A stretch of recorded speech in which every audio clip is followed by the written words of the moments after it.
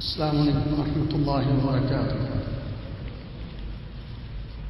ان الحمد للہ نحمده ونستعینه ونستغفره ونعوذ باللہ من شرور انفسنا ومن سیئات اعمالنا من يهده الله فلا مضل له ومن يضلل فلا هادي له وأشهد أن لا إله إلا الله وحده لا شريك له وأشهد أن محمدا عبده ورسوله صلى الله تعالى عليه وعلى آله وأصحابه وبارك وسلم. اللهم صل على محمد وعلى آل محمد كما صليت على إبراهيم وعلى آل إبراهيم إنك حميد مجيد. اللهم بارك على محمد وعلى آل محمد كما باركت على إبراهيم وعلى آل إبراهيم إنك حميد مجيد. أعوذ بالله السميع العليم من الشيطان الرجيم من همزه ونفخه ونفثه. يا أيها الذين آمنوا اتقوا الله حق تقاته ولا تموتن إلا وأنتم مسلمون. يا أيها الناس اتقوا ربكم الذي خلقكم من نفس واحدة وخلق منها زوجها وبث منهما رجالا كثيرا ونساء واتقوا الله الذي تساءلون به والأرحام إن الله كان عليكم رقيبا. يا أيها الذين آمنوا اتقوا الله وقولوا قولا سديدا يصلح لكم أعمالكم ويغفر لكم ذنوبكم ومن يطع الله ورسوله فقد فاز فوزا عظيما. أما بعد فإن خير الحديث كتاب الله وخير الهدي هدي محمد صلى الله عليه وسلم وشر الأمور محدثاتها وكل محدثة بدعة وكل بدعة ضلالة وكل ضلالة في النار. رب اشرح لي صدري ويسر لي أمري واحلل عقدة من لساني يفقه قولي. اللهم انفعني بما علمتني وعلمني ما ينفعني وزدني علما. الحمد لله على كل حال وأعوذ بالله من حال أهل النار. محترم حضرات، آپ نے موضوع کے متعلق سماعت فرما لیا ہے. اس موضوع کے تحت 4 نکات 4 پوائنٹ آپ کے سامنے رکھنا چاہتا ہوں. ترتیب باب اگر آپ سمجھیں گے، سنیں گے، توجہ کریں گے تو بات جلدی سمجھ میں آ سکتی ہے انشاءاللہ. سب سے پہلے اپنے موضوع کو بیان کرنے سے اس بات کو آپ کے گوش گزار کرنا چاہتا ہوں کہ یہ ماہ مبارک اس کا اور دعا کا بڑا گہرا تعلق ہے. دعا کسی وقت بھی کی جا سکتی ہے، کسی حالت میں بھی کی جا سکتی ہے، لیکن قرآن مجید کا اسلوب یہ بتلاتا ہے کہ اللہ رب العالمین نے رمضان المبارک کے احکام اور مسائل کو بیان کرتے ہوئے درمیان میں دعا کا ذکر کر کے اس بات کی طرف اشارہ کیا ہے اور اس فرشتے کی وہ ندا جو اللہ رب العالمین کی طرف سے بندوں کو ندا دیتا ہے، آواز دیتا ہے، یا باغی الخیر اقبل یا باغی الشر اقصر، اس کی عملی تصویر انسان کو بن کر رمضان المبارک کا مہینہ گزارنا چاہیے کہ نیکی کے متلاشی پروردگار کے سامنے اپنے ہاتھ کو پھیلا لے، نیکیوں کے طالب دنیا اور آخرت کی خیر و بلائی اپنے رب العالمین سے مانگ لے، اور جو گناہوں کے پیچھے پڑا ہوا ہے اب تو کچھ خیال کر لے کہ جب اللہ رب العالمین نے شیاطین کو جکڑ دیا ہے، سرکش جنوں کو پابند سلاسل کیا ہے، تو اب بھی تو گناہوں سے باز نہیں آ رہا، تو خیال تو کر یہ ماہ مبارک۔ اس لیے دعا کے حوالے سے سب سے پہلے انسان یہ سوچے کہ دعا کیوں کرنی ہے۔ دوسرا نقطہ یہ ہے کہ دعا کس سے کرنی ہے، اور تیسرا پوائنٹ کون سی دعا قبول ہوتی ہے، اور چوتھی بات دعا کے آداب میں کہ دعا کرنی کیسے ہے۔ بس اختصار کے ساتھ اللہ رب العالمین کے فرامین اور نبی کریم صلی اللہ علیہ وسلم کی حدیث کی روشنی میں آپ کو گوش گزار کرنا چاہتا ہوں۔ سب سے پہلی بات دعا کیوں کرنی ہے؟ جہاں اور بہت سارے اسباب ہیں دعا کرنے کے، وہاں دو مین سبب ہیں جن کی وجہ سے ہمیں دعا کرنی ہے اور لازمی کرنی ہے، دعا سے پیچھے نہیں ہٹنا چاہیے۔ ان میں پہلا دعا کرنے کی وجہ کہ دعا عبادت ہے، دعا یہ عبادت ہے اور اللہ رب العالمین کا حکم ہے، ہم اس لیے دعا کرتے ہیں۔ نبی کریم صلی اللہ علیہ وسلم نے فرمایا الدعاء هو العبادہ، ہمیں اللہ رب العالمین نے پہلا کس لیے فرمایا ہے وما خلقت الجن والانس الا ليعبدون، انسان اور جن کی تخلیق کا مقصد یہ ہے کہ وہ اپنے پروردگار کی عبادت کریں، اور نبی کریم صلی اللہ علیہ وسلم نے فرمایا الدعاء هو العبادہ، دعا عبادت ہے، اس لیے ہم دعا کرتے ہیں۔ اور جو عبادت دعا سے خالی ہے وہ عبادت ہی نہیں، ہم اس کو عبادت مانتے ہی نہیں جس عبادت کے اندر دعا نہ ہو، کیونکہ نبی صلی اللہ علیہ وسلم نے جس انداز میں، جن الفاظ میں، جس اسلوب میں دعا کو عبادت قرار دیا ہے وہ ایسی ہے کہ انسان اس میں کسی قسم کا کوئی شک نہیں کر سکتا۔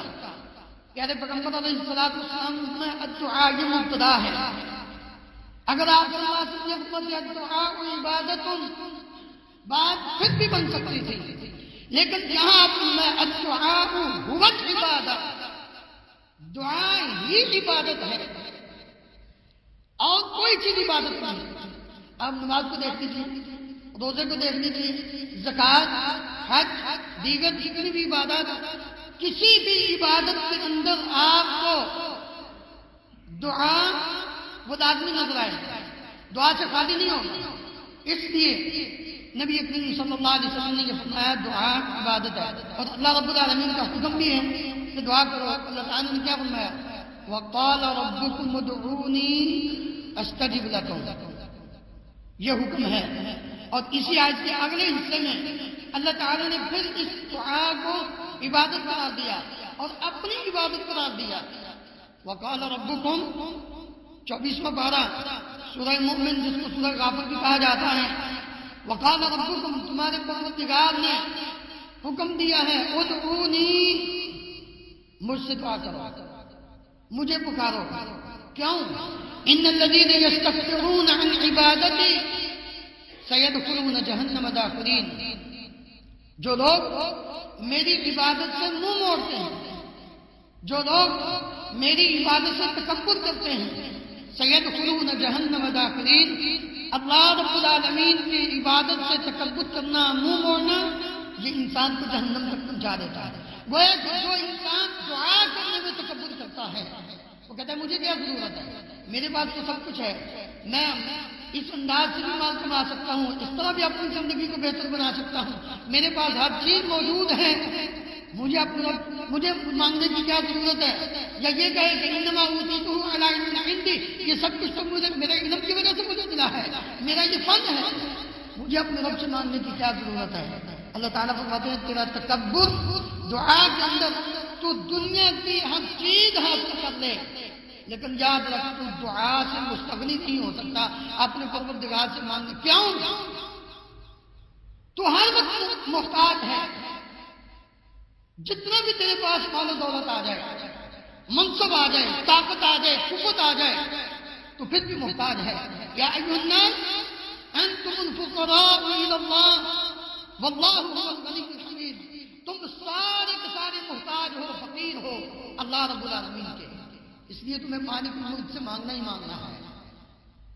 ایک تو یہ سبب ہے دعا ہم کرتے ہیں کہ ہم محتاج ہیں، ہم فقیر ہیں، ہم اپنے رب کے سامنے حاجت مند ہیں، وہ ہمارا حاجت روا ہے. اور دوسرا ہم دعا اس لیے کرتے ہیں کہ نبی کریم صلی اللہ علیہ وسلم نے فرمایا کہ دعا سے اچھی چیز کوئی نہیں، اللہ تعالیٰ سے مانگنے سے اچھی چیز اور کوئی چیز نہیں ہے. اور جو سب سے اچھی چیز ہو انسان وہی دیتا ہے. دنیا میں کوئی بھی چیز خریدنی ہو تو انسان کی کوشش ہوتی ہے کہ سب سے اچھی چیز دے. تو نبی کریم صلی اللہ علیہ وسلم نے فرمایا سب سے اچھی چیز اللہ کے ہاں وہ دعا ہے، اللہ تعالیٰ سے مانگنا. ابو ہریرہ رضی اللہ عنہ بیان کرتے ہیں رسول اللہ صلی اللہ علیہ وسلم نے فرمایا لیس شیء اکرم علی اللہ من الدعاء. اللہ تعالیٰ کے ہاں سب سے معزز چیز، سب سے اچھی چیز وہ دعا ہے. دعا سے اچھی اور کوئی چیز. یعنی دوسرے الفاظ میں یوں سمجھ دیجیے کہ دعا اس لیے ہم کرتے ہیں کہ اگر ہم دعا نہیں کرتے تو اللہ تعالیٰ ناراض ہو جاتا ہے، اور جب ہم اللہ تعالیٰ سے مانگتے ہیں تو اللہ خوش ہوتے ہیں. اس لیے اللہ تعالیٰ نے دعا کو سب سے اچھی چیز قرار دیا کہ بندہ جتنا زیادہ مانگتا ہے اللہ تعالیٰ اتنے ہی اپنے بندے سے زیادہ خوش ہوتے ہیں. اور نبی صلی اللہ علیہ وسلم نے فرمایا جب بندہ اپنے پروردگار سے دعا نہیں کرتا اللہ تعالیٰ اس سے ناراض ہو جاتا ہے. دعا اس لیے انسان کو اپنے پروردگار سے کرنی چاہیے. اس لیے ہم دعا کرتے ہیں. ایک دعا عبادت ہے، دوسرا دعا اللہ تعالیٰ کے نزدیک سب سے اچھی چیز ہے. دعا کس سے کرنی ہے؟ بات میں بار بار یہ لفظ تو آپ نے سن ہی لیا کہ دعا اللہ تعالیٰ سے کرنی ہے. دعا اللہ تعالیٰ سے ہی کرنی ہے اور کسی سے نہیں کرنی. کیوں کہ اور کوئی دعا کو سننے اور اس کو قبول کرنے کی صلاحیت رکھتا ہی نہیں.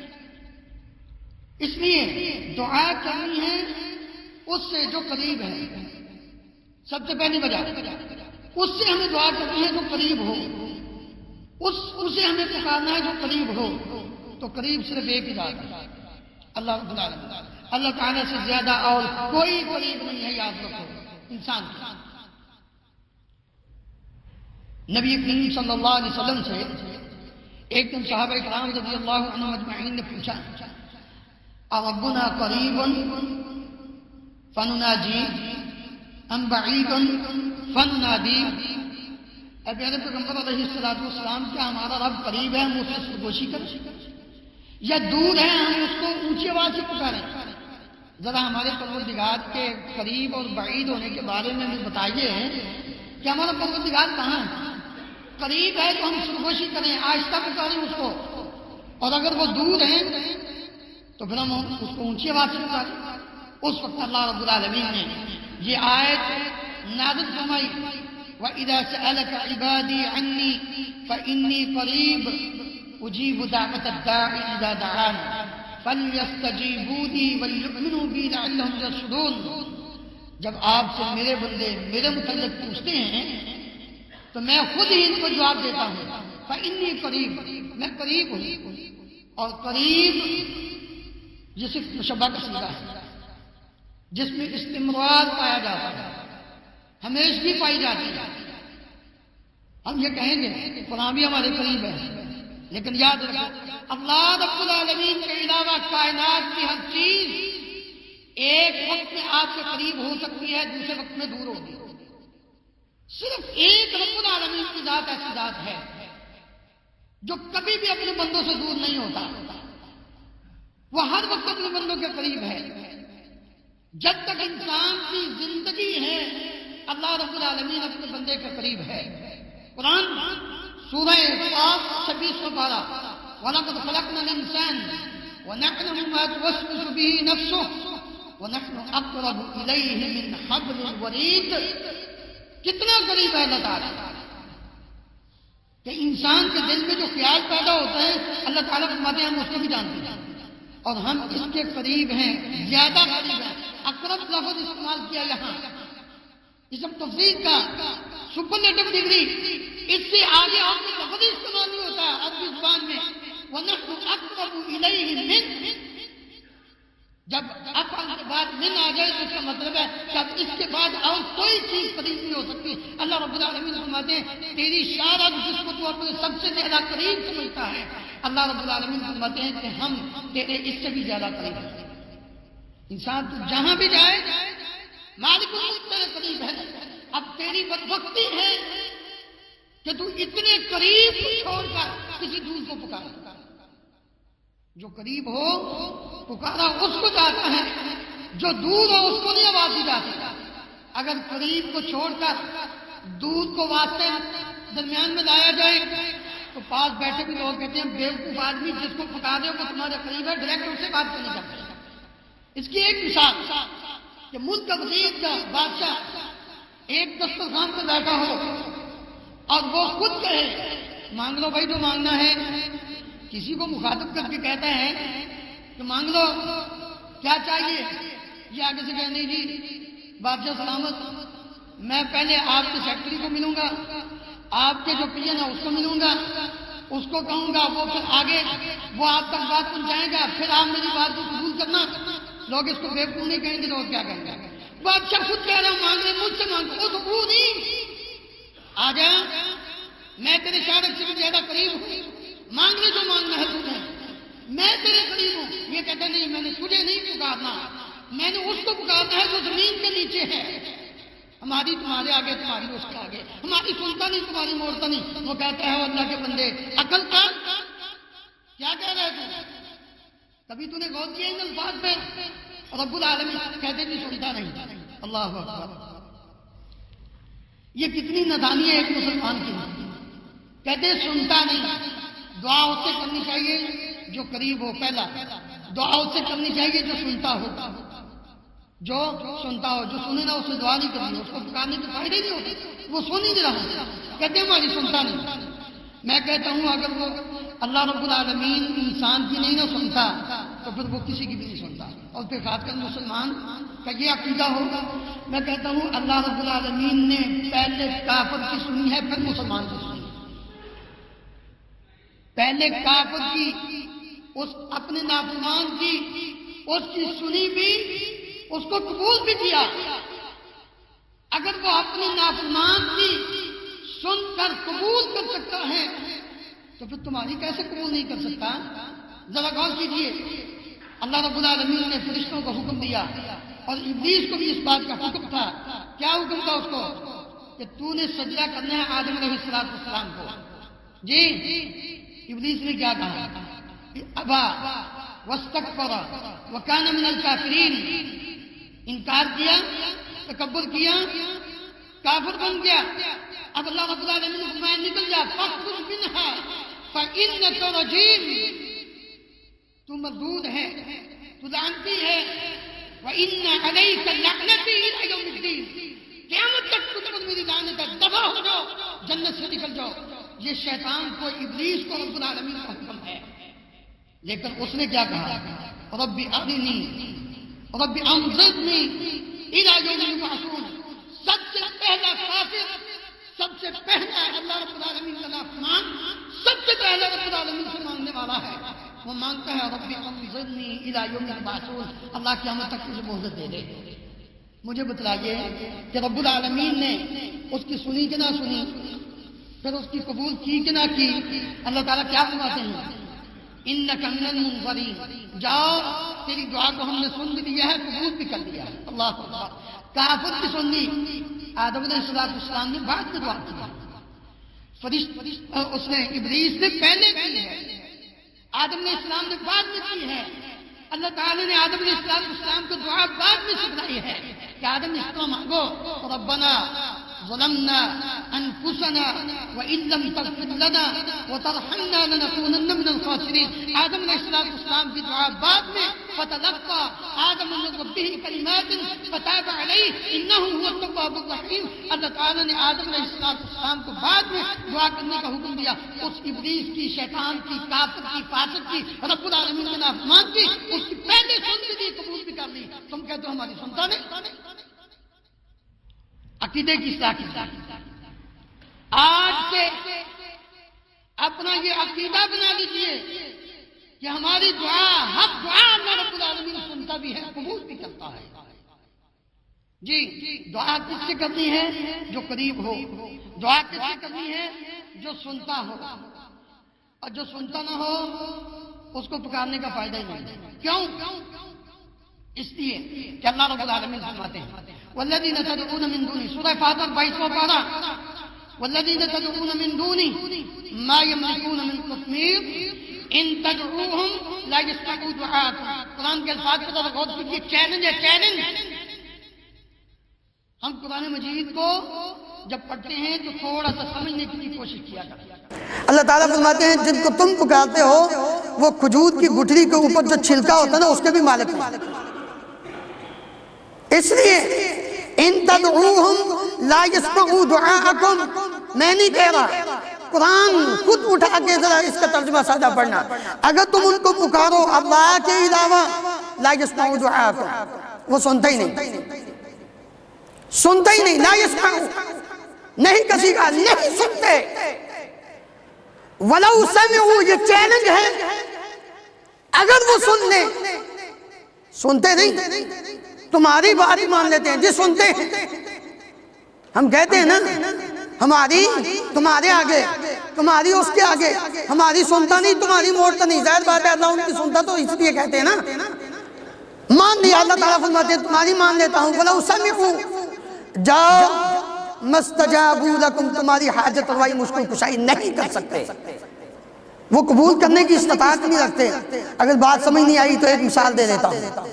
جی ایک زندہ آدمی ہے، کھاتا پیتا ہے، سانس لیتا ہے، اٹھ کر بیٹھتا، چلتا پھرتا ہے. وہ ایک کمرے کے اندر ہے، ایک کمرے کے اندر روم ہے، اس کی 4 دیواریں ہیں، کوئی اس کا دروازہ نہیں، کوئی اس کی کھڑکی نہیں، کوئی روشندان نہیں، کوئی سوراخ نہیں، اوپر لینٹر ہے، چھت ہے، باہر نکلنے کا کوئی راستہ نہیں. یہ زندہ آدمی، کان اس کے ٹھیک ہیں، آنکھیں اس کی ٹھیک ہیں، زبان اس کی ٹھیک ہے، سب کچھ ہے. یہ چھت کے اوپر کھڑا ہے، آواز دیتا ہے او فلاں بھائی میں مصیبت میں ہوں، ذرا آئیے میری مدد کیجئے. جی یہ اندر سن رہا ہے، لیکن مجھے بتائیے اس کی اس پکار کو سن کر قبول کرنے کی صلاحیت رکھتا ہے؟ کیونکہ کوئی دروازہ نہیں، کوئی کھڑکی نہیں، کوئی نکلنے کا راستہ نہیں، 5 طرف سے بند ہے، 4 دیواریں بند، اوپر چھت بھی بند. یہ زندہ باہر نکل کر وَلَوْ سَمِعُوا مَسْتَجَابُوا لَكُمْ، یہ زندہ ہے، تمہاری قبول نہیں کر سکتا، تمہاری بات کو پورا نہیں کر سکتا.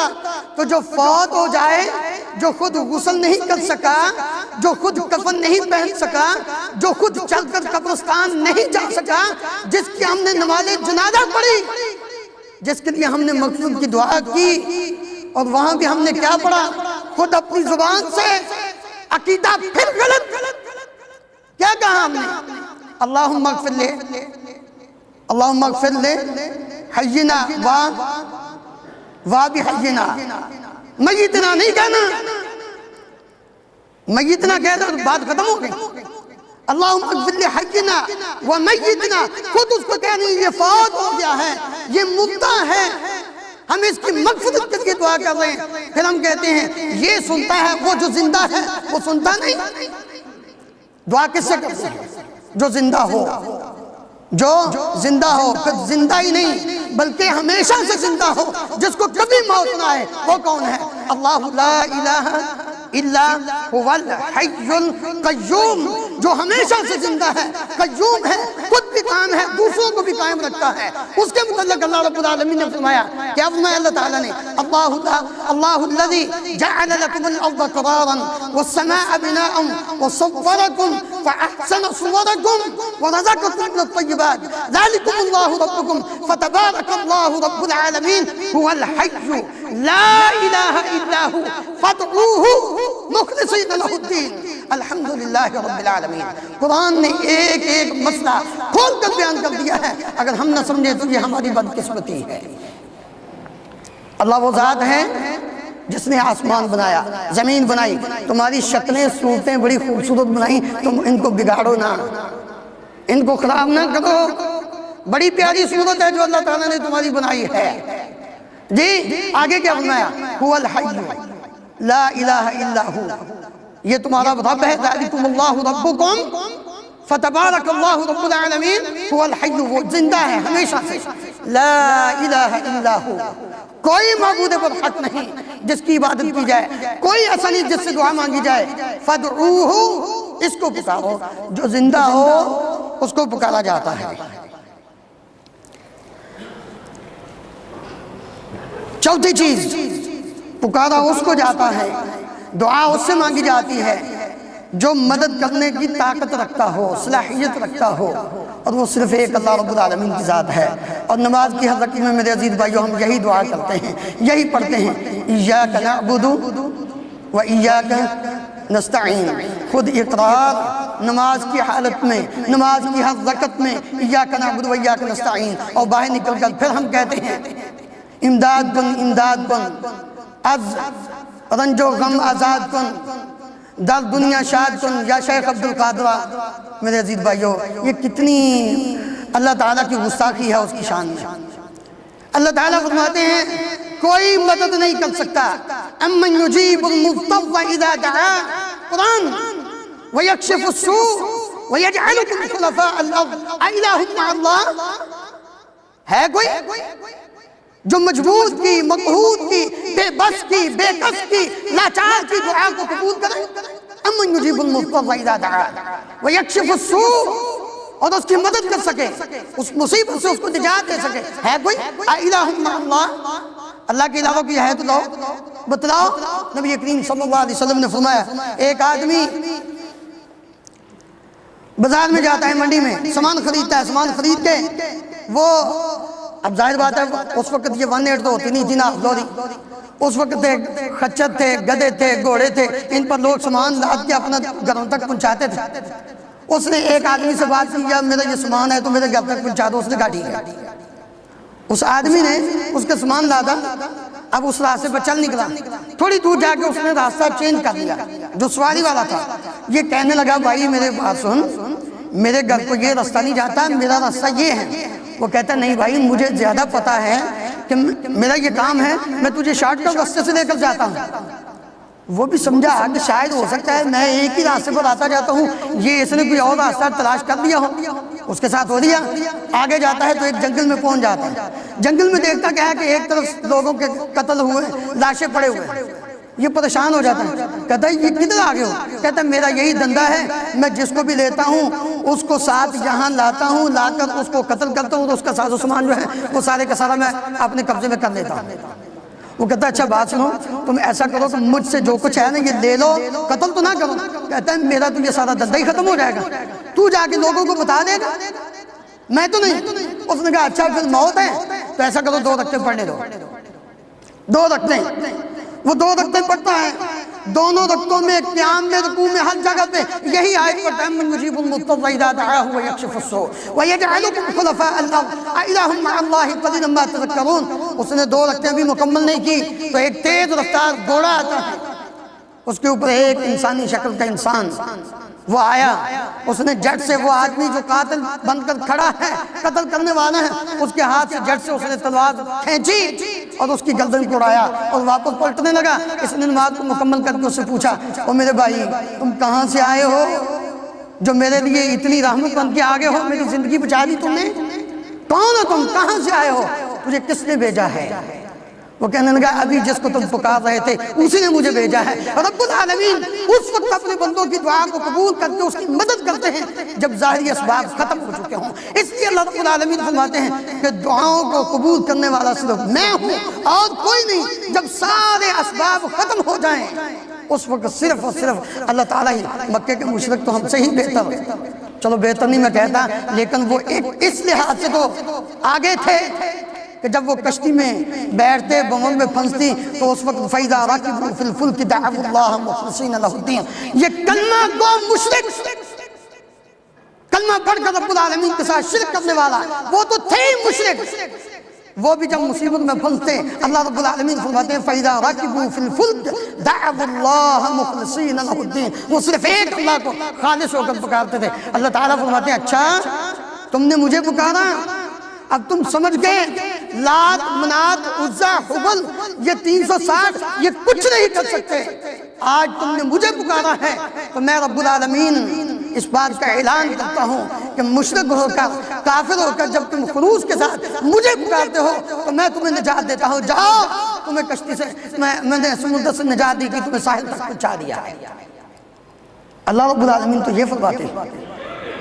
اس لیے دعا وہ اس سے کرنی ہے جو مدد کر سکتا ہو اور وہ صرف اللہ رب العالمین۔ تیسرا نقطہ یہ ہے کہ کون سی دعا کرنی ہے۔ تو میرے عزیز بھائیو، دعا کون سی قبول ہوتی ہے اور کون سی دعا کرنی چاہیے؟ پہلے نمبر پر جامع دعا کرنی چاہیے، جچے تلے الفاظ۔ ام المومنین سیدہ عائشہ صدیقہ رضی اللہ عنہ بیان کرتی ہیں نبی کریم صلی اللہ علیہ وسلم یستحب جوامع الکلم من الدعاء، دعا میں جو جامع کلمات ہوتے ہیں ان کو لیتے، وَيَدَعُهُمْ أَسْوَى ذَلِكَ جو اس کے علاوہ ہوتے ہیں ان کو چھوڑ دیتے۔ انس بن مالک رضی اللہ عنہ بیان کرتے ہیں نبی کریم صلی اللہ علیہ وسلم کی سب سے زیادہ جامع دعا جو ہوتی تھی وہ یہ ہوتی تھی اللہم آتنا فی الدنیا حسنہ وفی الآخرۃ حسنہ وقنا عذاب النار۔ تو جامع دعا انسان اللہ تعالیٰ سے مانگے جس میں ہر قسم کی خیر و بھلائی آ جائے اور شر سے نجات مل جائے۔ دعا کون سی قبول ہوتی ہے؟ یاد رکھو نبی کریم صلی اللہ علیہ وسلم نے فرمایا سب سے پہلے بھائی کی عدم موجودگی میں اس کے لیے دعا کرنا۔ تیسرا نقطہ بھائی کی عدم موجودگی میں اس سے دعا کرنا، یہ دعا قبول ہوتی ہے۔ اور ہمیں بھی اس بابرکت گھڑیوں میں اپنے لیے جہاں کرنی ہے وہاں اپنے مسلمان بھائیوں کے لیے بھی دعا کرنی چاہیے۔ ابو درداء رضی اللہ عنہ بیان کرتے ہیں رسول اللہ صلی اللہ علیہ وسلم نے فرمایا کہ آدمی مسلمان کی دعا اپنے بھائی کی اس کی عدم موجودگی میں جب وہ دعا کرتا ہے تو مستجاب ہے، یہ دعا مستجاب ہوتی ہے، قبول ہوتی ہے۔ عند رأسہ ملک مؤکل، ایک فرشتہ اس دعا کے پاس ہوتا ہے۔ کلما دعا لأخیہ بخیر، جب بھی یہ اپنے بھائی کے لیے خیر کی دعا کرتا ہے تو وہ فرشتہ کہتا ہے آمین، اور ساتھ کیا کہتا ہے وَلَكَ بِمِثْلِهِ، جس خیر و بھلائی کی تم نے اپنے بھائی کی عدم موجودگی میں اس کے لیے دعا کی ہے فرشتہ کہتا ہے اللہ تجھے بھی وہی نصیب فرمائے۔ اور ہمیں کیا دعا کرنی چاہیے اپنے بھائیوں کی عدم موجودگی میں؟ سب سے جامع دعا نبی کریم صلی اللہ علیہ وسلم نے فرمایا، اللہ تعالیٰ نے والذین جاءوا من بعدهم یقولون ربنا اغفر لنا ولإخواننا الذین سبقونا بالایمان ولا تجعل في قلوبنا غلا للذین آمنوا ربنا انک رؤوف رحیم۔ یہ سب سے بہترین دعا بھائیوں کی عدم موجودگی میں اپنے دل کی صفائی کے لیے بھی اور ان کی مغفرت کے لیے بھی۔ کتنا فائدہ ہے ان کی عدم موجودگی میں ان کی مغفرت کی دعا کرنا۔ نبی صلی اللہ علیہ وسلم نے فرمایا کیا تم میں سے کوئی شخص عاجز ہے کہ ملین نیکیاں حاصل کرے؟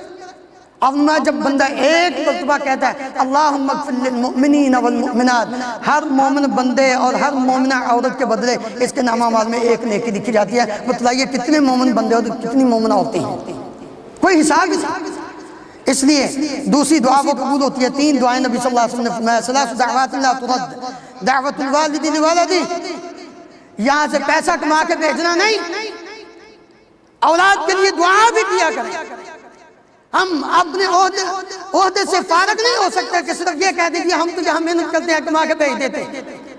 جہاں مال و دولت کما کے اولاد کو بھیجنا ہے وہاں ان کے لیے اس سے کہیں بڑھ کر دعا بھی کرنی چاہیے۔ نبی کریم صلی اللہ علیہ وسلم نے فرمایا والد کی اپنے لڑکے کے حق میں اپنی اولاد کے حق میں دعا قبول ہوتی ہے۔ ودعوت المسافر ودعوت الصائم، روزے دار کی دعا جس حالت میں بھی روزے کی حالت میں دعا کرے دعا قبول ہوتی ہے۔ ودعوت المسافر، مسافر کی دعا بھی قبول ہوتی ہے۔ اسی طرح دوسری حدیث میں نبی صلی اللہ علیہ وسلم نے فرمایا ثلاث دعوات مستجابات، تین دعائیں قبول ہوتی ہیں دعوت الصائم، روزہ دار کی دعا. اس لیے اللہ رب العالمین نے فرمایا وَإِذَا سَأَلَكَ عِبَادِي عَنِّي فَإِنِّي قَرِيبٌ أُجِيبُ دَعْوَةَ الدَّاعِ إِذَا دَعَانِ. جب بھی، جس وقت بھی، جس حالت میں بھی، جس زبان میں بھی جو چیز بندہ مجھ سے مانگتا ہے میں اس کی قبول کرتا ہوں. اجیب دعوت الداعی اذا دعان، مانگو اس سے. دعوت الصائم و دعوت المظلوم، مظلوم اپنے رب سے جو دعا کرتا ہے اللہ تعالیٰ اس کو بھی رد نہیں کرتے. اور نبی صلی اللہ علیہ وسلم نے فرمایا جہاں مظلوم کی دعا قبول ہوتی ہے مظلوم کی بددعا بھی قبول ہوتی ہے. اس لیے اتق دعوت المظلوم فإنه ليس بينه وبين الله حجاب. یاد رکھو مظلوم کی بددعا سے بچنا، کیونکہ اس کے اور اللہ کے درمیان کوئی پردہ حائل نہیں ہے. اور تیسرا نبی صلی اللہ علیہ وسلم نے فرمایا دعوت المسافر.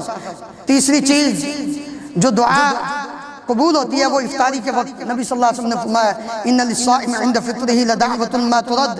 روزہ دار کے افطاری کے وقت دعا کی گئی رد نہیں ہوتی. چوتھی نبی صلی اللہ علیہ وسلم نے فرمایا ہر دعا قبول ہوتی ہے، ہر دعا قبول ہوتی ہے. عبادہ ابن صامت رضی اللہ عنہ بیان کرتے ہیں رسول اللہ صلی اللہ علیہ وسلم نے فرمایا کہ زمین پر جو بھی مسلمان بندہ اللہ تعالیٰ سے دعا کرتا ہے اللہ اس کو وہی چیز عطا کر دیتے ہیں، یا اس سے اس دعا کے بدلے. یہ دعا کی قبولیت کی 3 صورتیں نبی صلی اللہ علیہ وسلم نے بیان فرمائی. جو چیز مانگی وہی اس کو مل گئی، یا اس سے اوصرف عنہ من السوء مثلها، کوئی برائی، کوئی اس پر مصیبت آنے والی اللہ اس کو ٹال دیتے ہیں.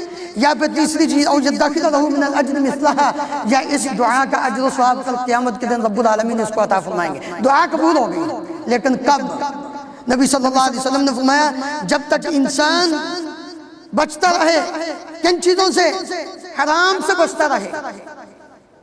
کیونکہ جب انسان حرام کھاتا ہے، حرام پیتا ہے تو اس کی دعا قبول نہیں ہوتی، وہ دعا قبول نہیں ہوتی. مطعمه حرام ومشربه حرام وملبسه حرام وغذي بالحرام فأنى يستجاب لذلك. جس بندے کا کھانا پینا لباس غذا سب کچھ حرام کی ہو، نبی صلی اللہ علیہ وسلم نے فرمایا اس کی دعا کیسے قبول ہو؟ اور اسی طرح جب بندہ گناہ کی دعا نہ کرے، قطع رحمی کی دعا نہ کرے، دعا میں جلدی نہ کرے، نبی صلی اللہ علیہ وسلم نے فرمایا اس وقت تک بندے کی دعا قبول ہوتی رہتی ہے. ما لم يدع باسم او قطيعة رحم، جب تک بندہ گناہ کی دعا نہ کرے اور قطع رحمی کی دعا نہ کرے اللہ تعالیٰ اس بندے کی دعا قبول کرتے ہیں. اور اسی طرح جب تک بندہ جلدی نہ کرے. صحابہ نے پوچھا یا رسول اللہ جلدی کیسے؟ تو آپ نے فرمایا بندہ کہتا ہے دعوت وقت دعوت فلم یستجب لی، میں دعا کرتا ہوں میری دعا قبول ہی نہیں ہوتی، اور وہ افسوس کرتے ہوئے نا امید ہو کر دعا کرنا ہی چھوڑ دیتا ہے، تو اس وقت پھر اس کی دعا قبول نہیں ہوتی. اس لیے انسان کو دعا کرتے وقت یقین کرنا چاہیے کہ اللہ رب العالمین اس کی دعا کو قبول کرتا ہے. نبی کریم صلی اللہ علیہ وسلم نے فرمایا کہ وہ دعا بھی قبول نہیں ہوتی، لٹکی رہتی ہے جس دعا کے اندر اللہ رب العالمین کی حمد و ثنا کے بعد نبی کریم صلی اللہ علیہ وسلم پر درود شریف نہ پڑھا جائے. درود شریف جو بندہ نہیں پڑھتا اس کی دعا قبول نہیں ہوتی. اور اسی طرح جو غافل دل ہے اس کی دعا بھی قبول نہیں ہوتی. نبی صلی اللہ علیہ وسلم نے فرمایا ادعوا اللہ وانتم موقنون بالاجابہ فان اللہ لا يقبل دعاء قلب غافل لاهن. لوگو اللہ رب العالمین سے جب دعا کرو تو تمہیں یقین ہو ہماری دعا قبول ہو گئی، اس طرح دعا کرو. کیوں؟ غافل دل کے اللہ تعالیٰ دعا نہیں کرتے. آخری نکتہ اور آخری پوائنٹ کہ دعا کرنی کیسے ہے، بس اختصار. آخری سب سے پہلے باوضو ہو، قبلہ رخ ہو انسان، اللہ رب العالمین کی حمد و ثنا پڑھے. الحمدللہ رب العالمین اللہم لک الحمد ملء السماوات وملء الارض لک الحمد کلہ ولک الشکر کلہ لا الہ الا انت. یہ دعائیں جن میں اللہ رب العالمین کی حمد الحمدللہ الذی ہدانا لہذا وما کننا لنہتدی لولا ان ہدانا اللہ، الحمدللہ الذی لم یتخذ ولدا ولم یکن له شریک فی الملک، اللہ کی حمد و ثنا. اور پھر اس کے بعد نبی کریم صلی اللہ علیہ وسلم پر درود شریف پڑھے، درود شریف انسان پڑھے. اور 5ویں چیز یہ ہے کہ انسان کا دل حاضر ہو. اور 6ٹھی چیز کہ انسان یقین کے ساتھ وہ دعا کرے. تو یہ دعا کے آداب ہیں، ان کا خیال رکھ کر جب انسان دعا کرتا ہے تو پھر اس کی دعا قبول ہوتی ہے. وہ دعا سیم وہی چیز اس کو مل جائے، یا اس سے اللہ تعالیٰ کسی مصیبت کو دور کر دیں، یا پھر اس دعا کا اجر و ثواب کل قیامت کے دن رب العالمین اس کو عطا فرمائیں گے. اس وقت بندہ کہے گا یا اللہ یہ تو عمل کیا نہیں، یہ اجر و ثواب کہاں؟ تو اللہ تعالیٰ فرمائیں گے بندے یاد کر، تو نے وہ دعا کی تھی، میں نے دنیا میں تجھے نہیں عطا کی تھی، لیکن آج اس کا بدلہ دے رہا ہوں۔ اس وقت بندہ کہے گا کاش یہ نیک دعا دنیا میں مجھے میری کوئی بھی قبول نہ ہوئی ہوتی، آج اس کا مجھے اجر و ثواب ملتا۔ کتنا اجر و ثواب ہے! اس لیے اللہ رب العالمین سے دعا ہے کہ اللہ ہمیں صرف اور صرف خالصاً اس سے مانگنے کی توفیق عطا فرمائے۔ کیوں؟ اس لیے کہ اللہ تعالیٰ فرماتے ہیں وَلَوْ سَمِعُوا مَا اسْتَجَابُوا لَكُمْ وَيَوْمَ الْقِيَامَةِ يَكْفُرُونَ بِشِرْكِكُمْ وَلَا يُنَبِّئُكَ مِثْلُ خَبِيرٍ يَا أَيُّهَا النَّاسُ أَنْتُمُ الْفُقَرَاءُ إِلَى اللَّهِ، لوگو تم سارے کے سارے فقیر ہو، محتاج ہو، حاجت مند ہو، صرف ایک اللہ کی ذات ہے جو غنی ہے، جو تعریف والی ہے، اس کو کسی کی ضرورت نہیں، وہ کسی کا محتاج نہیں، تم اس کے محتاج ہو، لہذا اس سے مانگو، اللہ تعالیٰ قبول کرنے والا ہے۔ اقول قولی ھذا استغفر اللہ لی ولکم ولسائر المسلمین فاستغفروہ انہ ھو الغفور الرحیم۔